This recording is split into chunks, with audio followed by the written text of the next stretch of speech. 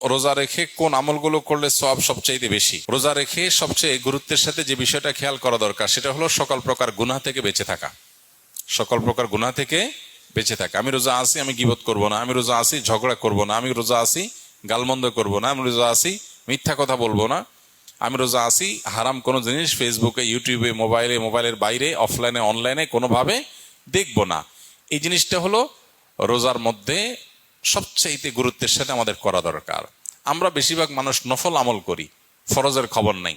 আমরা কোরআন তেলাওয়াত করি, আমরা ওয়াজ শুনি, আমরা জিকির আজকার করি, কিন্তু আমি মোবাইলে হারাম জিনিস দেখি, ভিডিও দেখি, মিউজিক শুনি, ইচ্ছায় অনিচ্ছায় আমার জ্ঞাতসারে অজ্ঞাতসারে গুনাহ করি। তাহলে আমার রোজার পুরো ফজিলতটা নষ্ট হয়ে যায়। জন্য নবী সাল্লাল্লাহু আলাইহি ওয়াসাল্লাম বলেছেন, রব্বা সাইমিন লাইসা লাহু মিন সিয়ামিহি ইল্লাল জু'। বহু রোজাদার আছে, রোজা থেকে উপোস থাকা ছাড়া তার কোনো উপকার হয় না। সেজন্য এই জিনিসটা খেয়াল করা দরকার।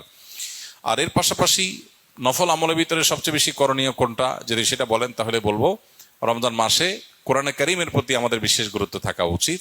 এর বাইরে দোয়াটা বেশি বেশি পরিমাণে করা দরকার আমাদের।